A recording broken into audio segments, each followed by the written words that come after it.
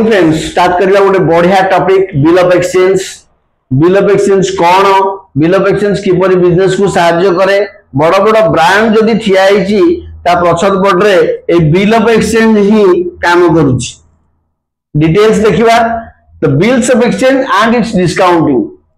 ता bills of exchange माने आमे जो बिल आनंती कोनोसी जिंस किनिला बेले फ्रिज एसी कोनोसी कंप्यूटर प्रिंटर किनला बेले जो बिल आसे सेही बिल की ना, से बिल ए बिल नुहे। बिल ऑफ एक्सचेंज रो शॉर्ट रे आमे ताको बिल बोली कहंती, ता डाकना बिल बोली बहुत लोग एक्सेप्ट करना दी बिल आसी कि नहीं, से बिल ए बिल नुहे।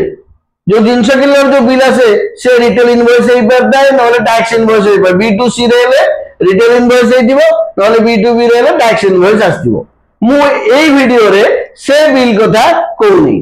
को बिल कथा कहूची ना bills of exchange is a negotiable instrument